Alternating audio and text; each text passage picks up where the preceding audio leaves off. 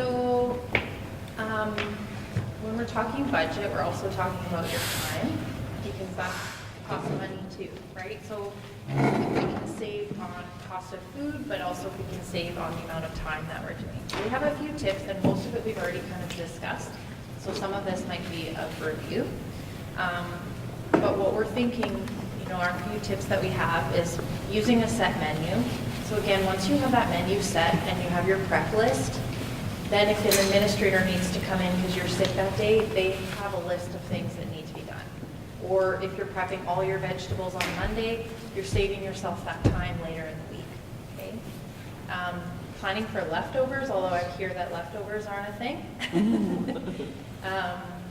But planning to reuse or repurpose ingredients. We'll talk about going meatless. We'll talk about, when do I select something when do I make it from scratch, or when should I purchase it, and how should I decide? And then being prepared, which we've also talked about quite a bit. So do any of you have challenges with leftovers? What kind, you just don't know what to do with them kind of thing? Yeah. Okay. I usually keep them. If nobody comes to the kitchen, then it goes straight to them. Whoever. Yeah. Okay. Staff. Like eventually someone will eat it. Yeah. So I think the important thing is to remember what we learned yesterday, that if it's been served, it's done. But if you can think about in your menu ways that you can reuse leftovers. So one thing that we used to do was have a mystery day, which doesn't sound that appealing, but once a month, like if I made a big batch of soup and a pot of it didn't get eaten, or a casserole or whatever, it would get frozen, and then on that day, we'd pull it a few days earlier, and then on that day, we would cook up whatever was left over for that month. So maybe the grade 1s would get soup, and the grade 2 to 4 would get casserole. So there's an option to do that, but you have to make sure that you're not putting out all the food at once when you're serving it, so that you're not contaminating that. We've talked about planning meals so that you're using your ingredients. So like if you're using carrots on Monday, you should use them again somewhere else on your menu so that you can plan to reuse them if you have extra left over. Another one is like rice. So I don't know if rice pudding is something that would be well received in your schools. Have you ever tried something like that? Yeah, with raisins. Rice pudding with raisins? Yeah. Our community loves rice pudding with raisins. Okay, that's good. So, you make a bunch of trays of rice and you have leftovers, we repurpose it into rice pudding. So thinking about that, like if you have your cycle menu and you have rice one day, well, maybe you have rice pudding on the menu the next day or the day after, so that you can make just a giant batch of rice and then reuse it. So planning your menu that way with intention, knowing that, I can make a little bit extra and then reuse them the next day. So I think the other thing is just making sure that it's safe to reuse. Yeah. My mom makes the best rice pudding. I make the best rice pudding, so I don't know. Italy and Italy. Well, I don't think you'll get to try mine, so we'll never know, but I'll take your word for it. There's also storage space, so I don't know what your storage looks like either, but you kind of have to plan for that. It's limited, right? Yeah. So you need to think about that. Yeah, She I figures I have 1, 2, 3, 4 standard fridges, like we ordered 3 freezers, Yeah, and all at once. Yeah. 1 stand-up freezer. We ordered very needs, Yep. and we don't usually go to the local store. We only use it for like produce stuff. Okay. So But for instance, if you had cut fruit already and you had some leftover, we'll repurpose it into a fruit salad. Yeah. yeah, Things like that, which you're already probably doing. But instead of doing it last minute because you have to, actually put it on your menu as something that you know is going to happen, right? So then you're saving yourself time that way. In the interest of time, let's skip here. So one of the things that we've talked about is going meatless. And I think that's something that everybody can probably incorporate, or at least mixing in some beans and going with less meat.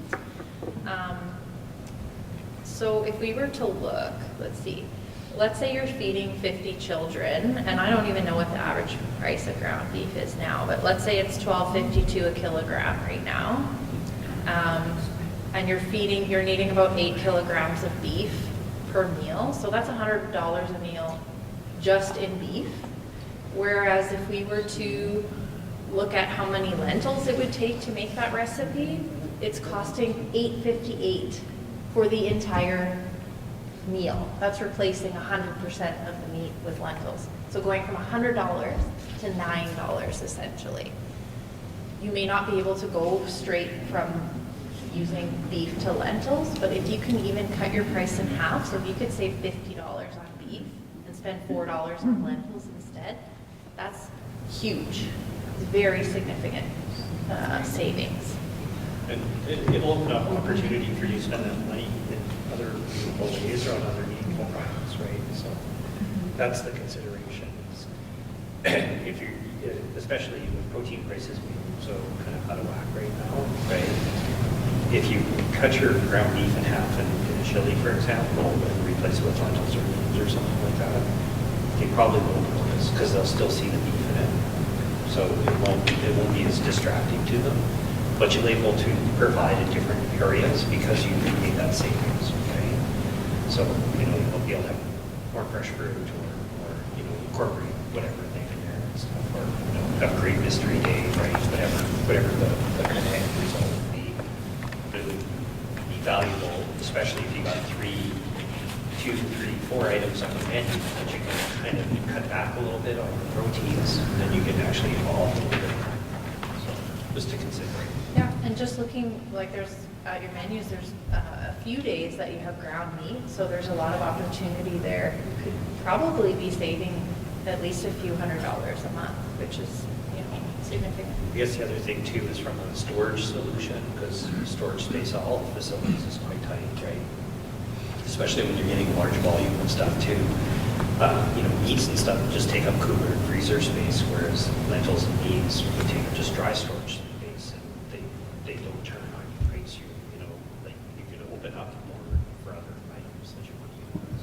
Yeah, that's a good point. So what I've heard though from people is, well, my kids aren't going to eat, if I make chili with just beans, they're not going to eat it.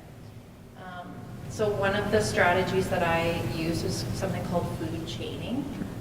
And essentially all it is just gradually making that change. So in my example that I have up on the board, if I had 100% beef lasagna and I wanted to move it to be a vegetable lasagna, the first time I do it, I'm going to swap a quarter of the meat out for beans. And maybe you do that for a month or two, and then the next change is half. And then you do it for a month or two, and then the next change is 3/4, or wherever you want to stop. But if you do it all at once, it's probably not going to be well received, but you just gradually do it.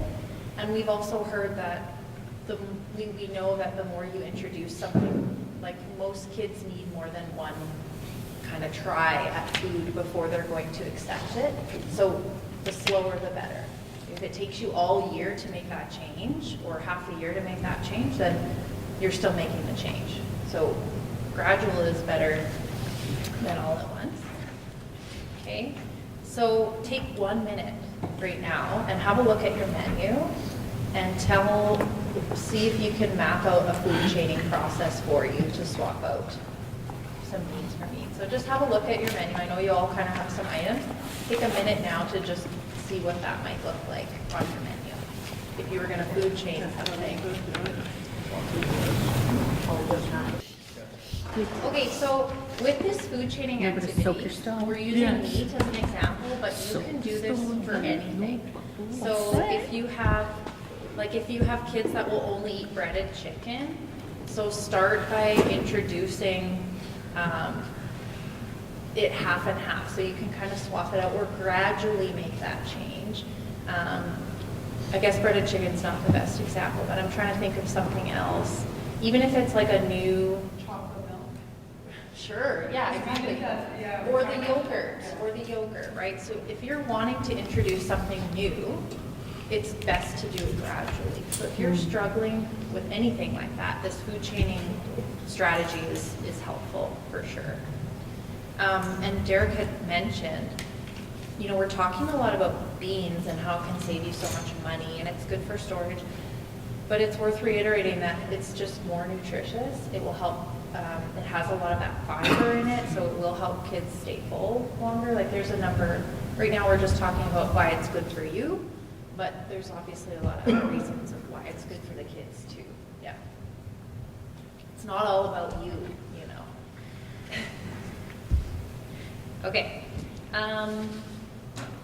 So, yeah. If you only take one thing away, that's what you should do. Yeah, I think we were talking to you. So. Yeah. Another thing that I think comes up a lot is, should I make it from scratch? Or should I get something that's already prepared? And it's going to be up to you. Hopefully that label reading activity is giving you a little bit more idea of what you should be judging or what criteria you should be using. Like sometimes you do need to maybe just buy a tomato sauce from the store. But now you know that you want to select something with less than 5% sodium, right? So if you are going to choose convenience foods, just making sure that you're reading the label and checking what the ingredients are.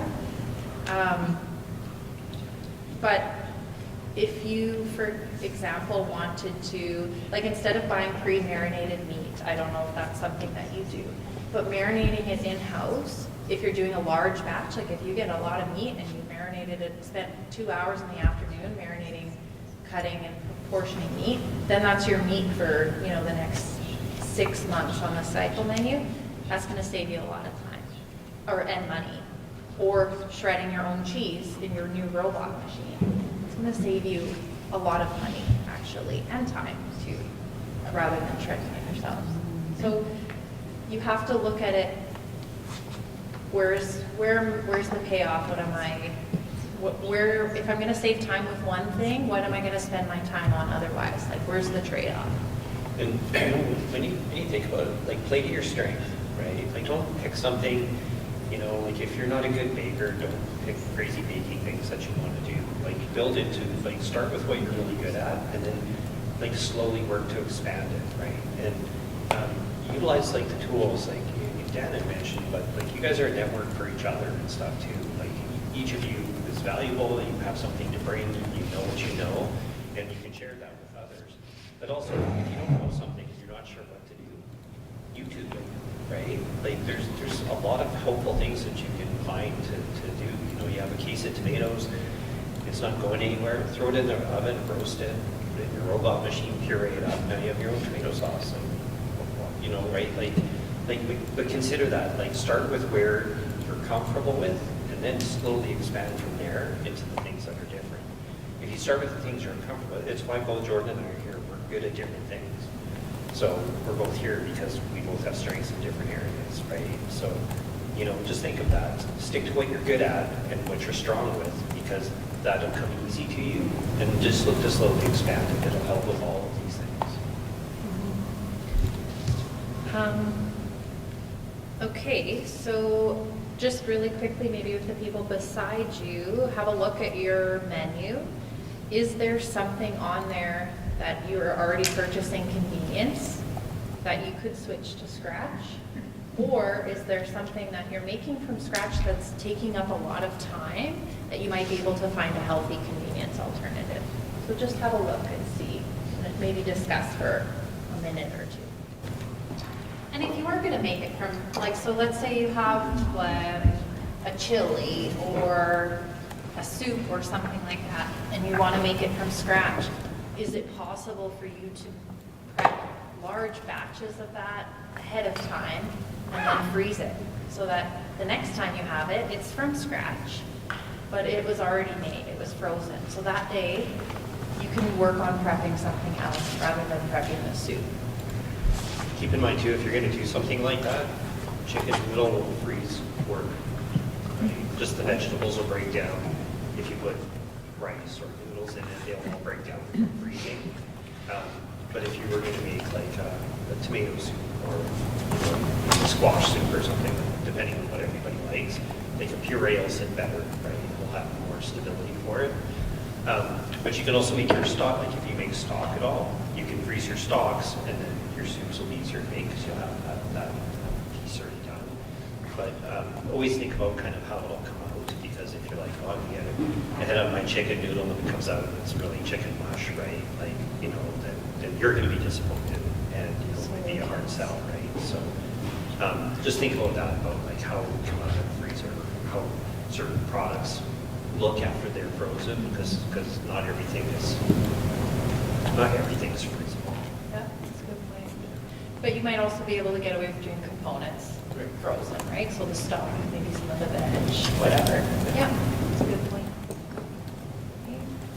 And then our very last one is to be prepared and be organized. So that's the point of having this menu, because if you write out your list of every task that needs to happen with each recipe, and that's your menu, it doesn't change. It's the same every week. And so you're sick one day, someone can come in and look at the task to do, and it's clear and simple. And then you can get into emotion rather than trying to do new things all the time by the seat of your pants. Yeah, it really is just about helping you be as prepared and ahead of the game as you can, and being thoughtful and having that ability to be thoughtful about what you're doing.